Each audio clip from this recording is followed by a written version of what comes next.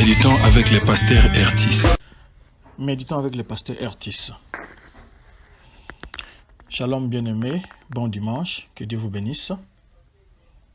Le lecteur nous propose Romains chapitre 2, du premier verset au 16e, où il est question de l'impartialité du jugement de Dieu. Prions d'abord. Nous venons vers toi, ô Dieu, toi qui es le juge impartial, toi qui juges toute l'humanité, que nous le voulions ou pas, tu vas juger tout le monde. Nous glorifions ton nom maintenant, nous t'élèvons, nous t'exaltons, car toi tu dis la vérité et tu juges selon la vérité. Au nom de Jésus-Christ, Amen. Une certaine sagesse africaine stipule que lorsque tu pointes les doigts envers quelqu'un pour le condamner, il y a 3 ou 4 doigts de cette même main qui sont pointés vers toi. Cela peut rejoindre ce que Paul nous dit ici au premier verset. Pour les gens qui commettent le même type de péché, mais qui essaient de tromper les autres en condamnant ces personnes qui commettent ces péchés-là. Pourtant, eux aussi commettent les mêmes péchés. L'on condamne, mais tout en ayant les mêmes travers, le même comportement condamnable. On est inexcusable d'après le premier verset parce qu'on est logé à la même enseigne. Puisque celui qui commet tel acte et sera condamné, vous aussi qui les commettez, même si vous êtes en train de condamner celui qui commet ça, vous n'allez pas échapper. Car Dieu juge selon la vérité. Sa justice est équitable. Les plateaux de la balance ne sont pas penchés d'un côté. La vérité chez Dieu restera toujours la vérité. Dieu condamne de tels actes. L'on peut penser qu'en jugeant et en condamnant les autres, l'on peut soi-même s'échapper du jugement de Dieu. Non, car Dieu juge selon la vérité. On ne va pas s'échapper de son jugement parce qu'on s'était érigé en juge. On n'allait pas dire à Dieu, non, moi j'ai jugé les autres, mais pourtant vous commettez les mêmes péchés que lui. Puisque la loi condamne ces péchés-là, vous aussi, par conséquent, vous serez condamnés. Si Dieu n'a pas encore frappé, jugé les païens, c'est à cause de sa bonté, de sa patience et de sa longanimité. Il veut vous pousser d'abord à la repentance. Avant de frapper, nous avons vu ça longuement avec Jérémie. Dieu prenait tout son temps pour avertir Israël, pour avertir Juda de changer de comportement, sinon il va exercer des jugements. Et c'est la même logique qui continue ici. Dieu prend le temps de vous avertir, le temps de vous conscientiser avant que son jugement ne puisse tomber. Donc il veut que le peuple ou la personne se repente d'abord. Mais le chapitre 5 parle de l'endurcissement et de l'impénitence. Donc quand vous vous endurcissez et vous ne voulez pas croire, vous emmagasinez une grande quantité de colère inestimable. Et cette colère-là va éclater les jours du jugement de Dieu qui rendra chacun selon ses œuvres. Chacun selon ses œuvres.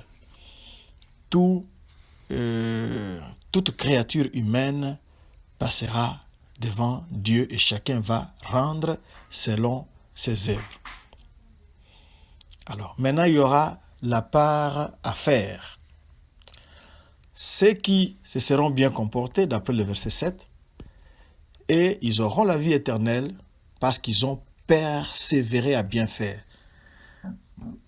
Ils n'ont pas fait le bien occasionnellement, mais ils ont persévéré, même si les conditions semblaient difficiles, même si c'était impossible, mais eux, ils ont persévéré à bien faire. Ils ont cherché l'honneur, la gloire et l'immortalité. Mais par contre, la colère et l'irritation seront le lot de ceux qui, par esprit de dispute, sont rebelles à la vérité et obéissent à l'injustice. Quand on obéit à l'injustice, le maître de l'injustice, c'est Satan lui-même. Donc, votre part, ou la part de ce païen-là, la part de cette personne qui refuse de se repentir, sa part sera la colère bien méritée, la colère de Dieu. Et ces gens-là passeront par la tribulation et l'angoisse, qu'ils soient juifs ou grecs. Ça signifie que tout le monde, les juifs, nous savons qu'ils avaient une alliance avec Dieu, et les grecs, ce sont tous ceux qui restent, qui n'avaient pas d'alliance avec Dieu. Donc vous aussi, qui m'écoutez, moi aussi, nous sommes parmi où nous entrons dans ce grand ensemble de Grecs. Tous ceux qui font le mal, leur part c'est la tribulation et l'angoisse. Mais par contre, verset 10, la gloire, l'honneur et la paix pour quiconque fait le bien. Qu'il soit juif ou grec, Dieu note que vous faites le bien, alors votre part sera la gloire, l'honneur et surtout la paix. Car Dieu ne fait exception de personne. Tous sont égaux. Pas de prééminence de race ou d'origine. Oh non, moi parce que mon grand-père c'est Abraham lui-même, donc moi je serai exempté. Non. Quiconque fait le bien, il a la gloire, l'honneur et la paix. Quiconque fait le mal, agit mal, pour lui c'est la tribulation et l'angoisse.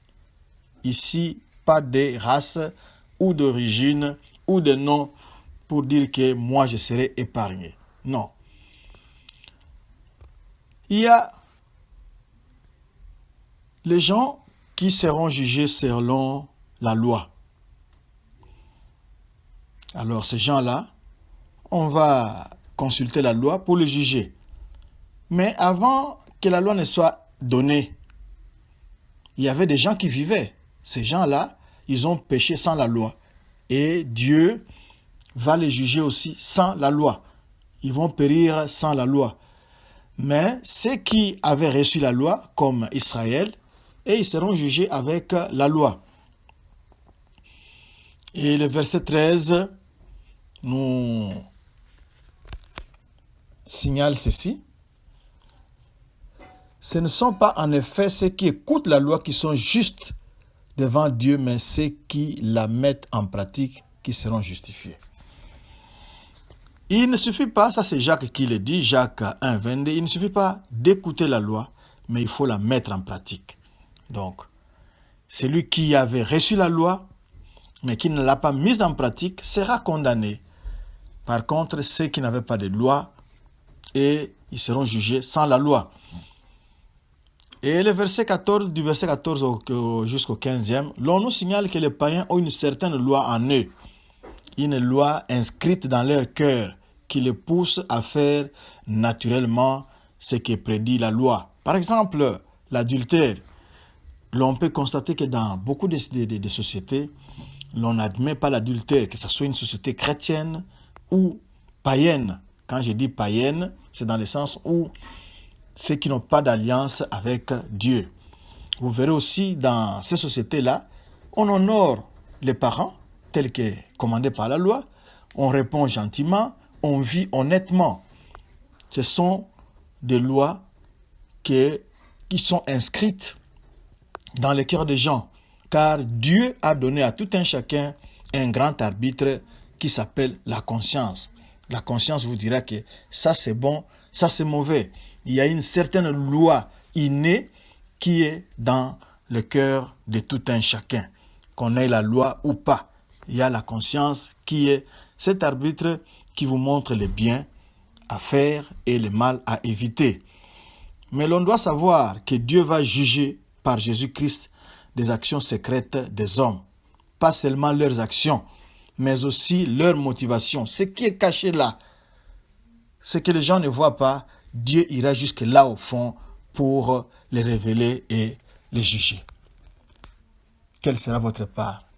Êtes-vous endurci? Vous ne voulez pas vous repentir? Vous trompez les autres en les jugeant, pourtant vous commettez les mêmes péchés qu'eux? Sachez qu'il y a un arbitre impartial, c'est Dieu, il va juger tout le monde, les actions que les gens ont pu voir et celles qui étaient cachées. C'est le temps aujourd'hui de changer de comportement. Prions. Seigneur, merci de nous avoir dit que le jugement existe. Tu vas juger tout le monde selon ses actes. Merci aussi de nous justifier par Jésus-Christ, qui avait pris notre place et sa justice a été portée à notre compte. Nous te prions pour ceux qui résistent encore, pour ceux qui hésitent encore à venir vers toi par Jésus-Christ, de le faire aujourd'hui. Que tu le pousses par ton Saint-Esprit au nom de Jésus-Christ. Amen. www.églisedoxadeo.com/sermon/blog. Vous allez retrouver la méditation et d'autres ressources.